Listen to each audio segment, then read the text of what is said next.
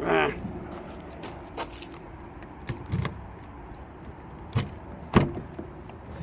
everybody, all my followers, be welcome to another video. So yes, the remote not working is one of the problems this car came with.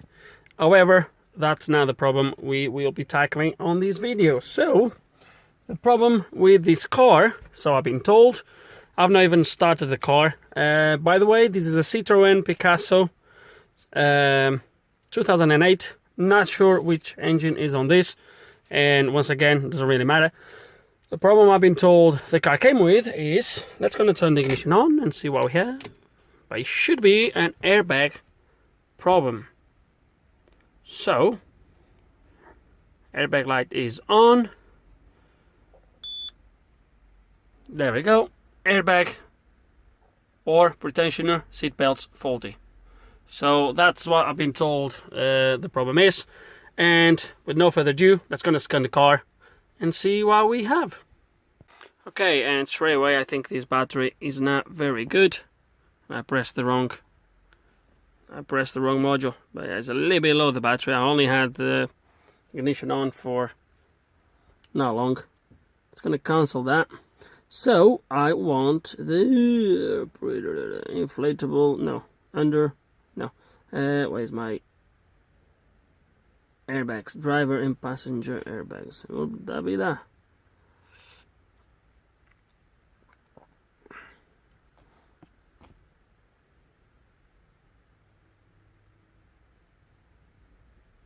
Okay, so that's my fault. E69B fault passenger strap return pretensioner.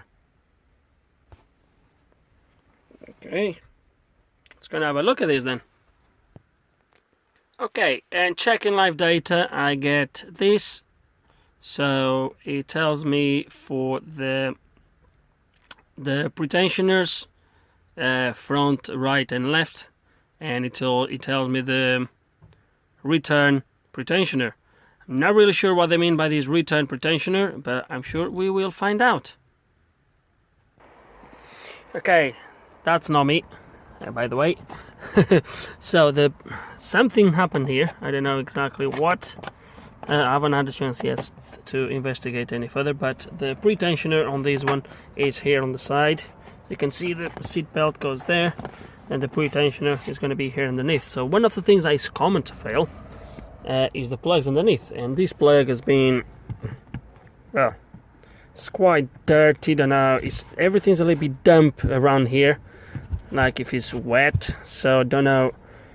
I think we're gonna open this plug to start with and inspect, clean, and go from there. Okay, so battery is on charge because I've tried to start the car and the car wouldn't start. In the meantime, let me show you how I've opened this plug, and the first thing you see is, let me see if I can show you on this one here, the back. You're not going to be able to see it, but oh, you actually can. You see on that side, it looks like some sort of like, or maybe inside of this plug actually. You see that inside? It looks like, I don't know if it's Coca-Cola or whatever. The pins, however, they look clean, but we don't know what's inside that. So first thing we're going to do is clean this plug. I'm not going to use electrical contact cleaner in this case, because first I want to remove all that, and to remove that I'm going to use diluent. Okay, you need to be careful when you use diluent because it is a quite powerful solvent, but I use this first and then I will wash the plug with the electrical contact cleaner spray, just normal. So let's gonna clean everything, plug everything back in, and see what we have then.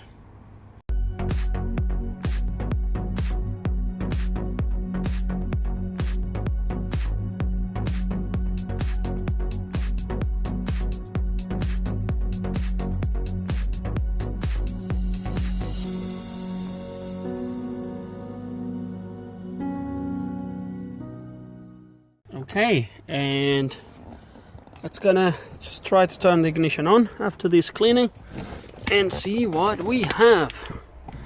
Oh dear. Oh, sorry about that. Oh,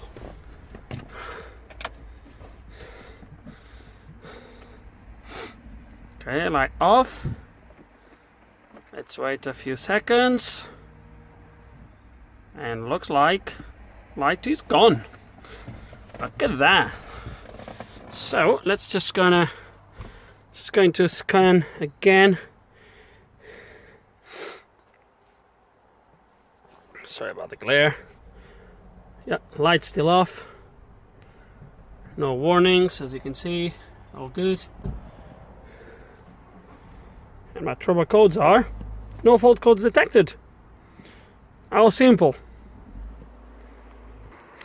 So was only that crap that got into the plug and obviously made the connection to fail.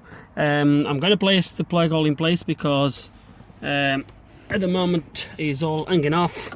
I think this goes in there if I'm not mistaken. Yeah, and I think this plug is supposed to hold somewhere because oh, there is. Yeah, there's a place here to hold the, yeah, there is. Let me see if I can put this. There's a little clip in there. There it is. That's it now. That's how it holds in place. That's it. Okay, so now yes, all is in place. As you can see, we still have no lights, and that's my problem fixed. Because this video has been so quick and so simple, I think I'll take you through the key now on the same video. Although the main purpose of this video was for the airbag, but quite simple really, guys. Things like this, obviously without scanning, would be a little bit difficult, but once you know what the code is, always go for the simple things first, and go from there. So let's kind of look at that key, see what my problem might be with it.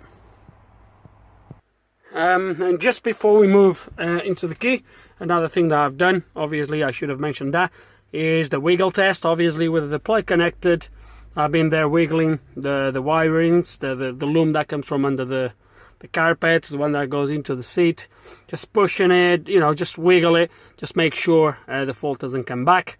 So I've done a quite hard wiggle test, and it's okay. As you can see, still no, the car just went into economy mode, but still no faults coming up for it. So the next thing we're going to do is look into the key then. So first of all, I'm going to take the key to my workshop, and we're going to test. Oh, those wires were bloody dirty. So take the key, test the key, and go from there. The first thing we're going to do is test the key with my tester, with my remote tester. Nothing fancy, but let's going to test it. So the key's here.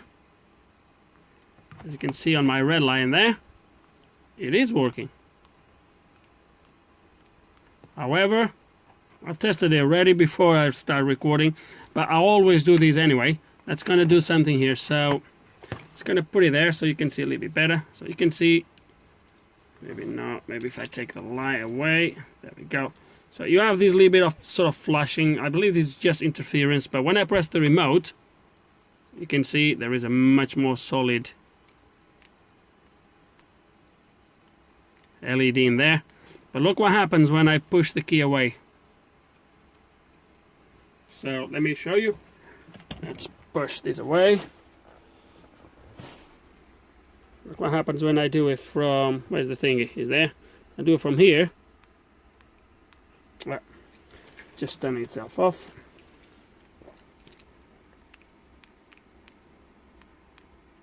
It's very, there's a lot of interference here. I don't know why. Sometimes there is less. When I come far away, you see it's very faint. Look, I press, look. Like when I do it here. See the difference?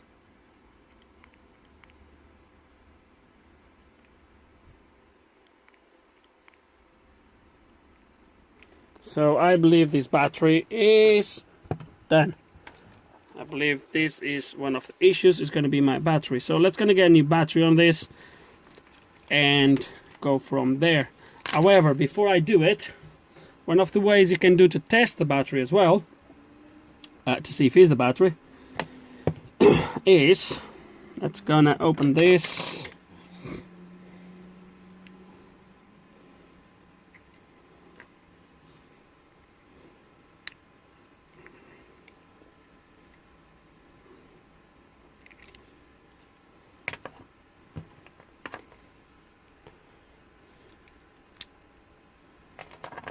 I'm sure the battery does have 3 volts. Let's gonna check it here.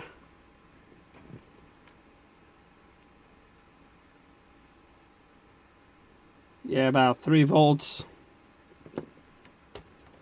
3 volts. Okay. Okay, what you can do to just to prove that the battery is bad, although these are now rechargeable batteries, is you can feed. I'm feeding 3.5 volts into this battery. Obviously it's not going to charge the battery, but I don't have spare batteries for this, otherwise I'll just put a spare battery. But what I'm going to do is I'm going to leave it like that for a couple minutes, put it on the key and try on the car. And usually this enables the battery to, it kind of charges a little bit, and at least it helps you to prove that your problem is the battery.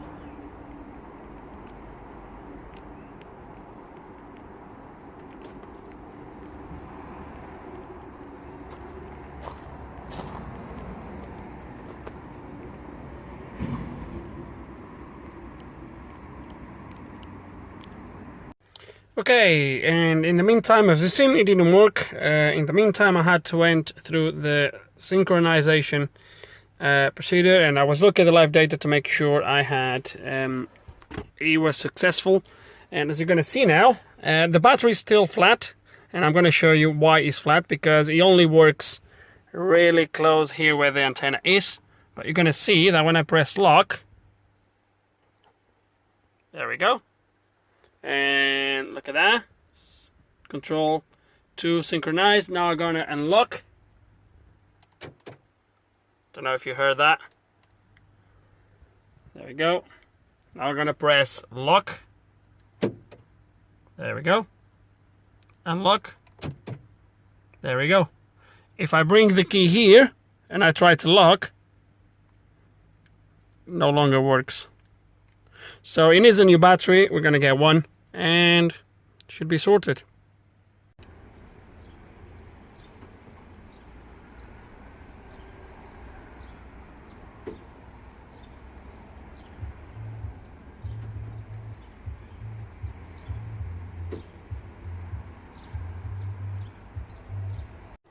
Okay, and as you have just seen, the key is fully functional now. The key is repaired. Unfortunately, I didn't record the repair of the key. Nevertheless, I'll take you through and I'll show you what was wrong with it. When I started to measure the components on the board, I found the culprit. So I didn't have a donor key or none of the used keys I use for spares would have that component. So I had to take from that board. There is more in there the same, so I'm going to show you which component it was. And I think maybe, no, I don't think I've showed you the interior of the key. But basically, guys, it was a capacitor. If you have one of these keys, you might be able to, you might add your key already opened and you've seen that capacitor.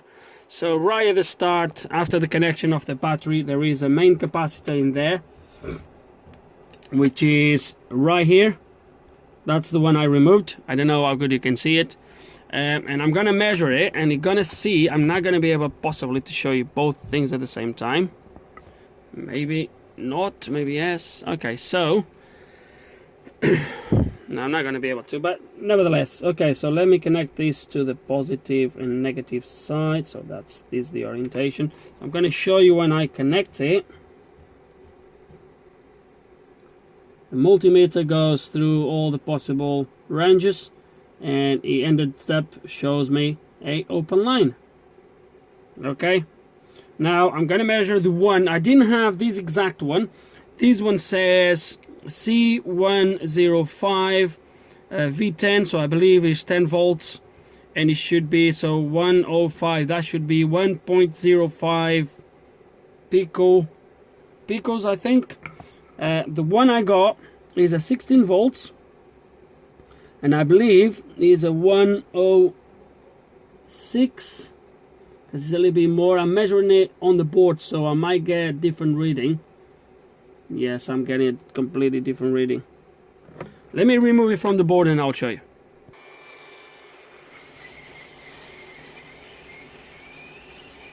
So the one I removed was right here. I'm going to remove this one here, which is exactly the same.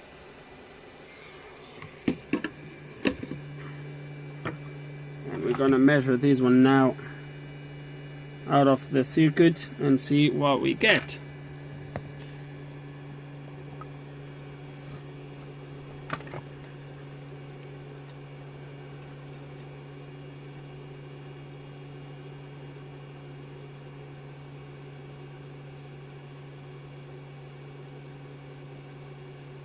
So this is a 4.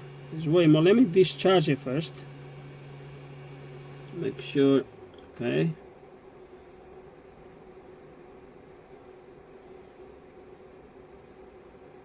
Right, this is slightly different. Okay, so the other one was giving me open line, as you've seen. Oh no, that's correct. Oh dear, I put a much more bigger one in there. Hold on a second, because the other one says 105. I was under the impression that the one I put was 106, but this is actually 417, 16 volts. Anyway, a little bit more charge, but hey, it's working. That's all it matters. It's working okay. I've tested the remote yesterday when I finished the repair. Been testing it today. Really happy with it. So I guess we got it fixed. So I'm going to terminate the video here. The main focus of the video, to be fair with you, and that's what I'm going to be putting on the title of the video, is going to be for the airbag. And also, as you've seen, nothing really complicated.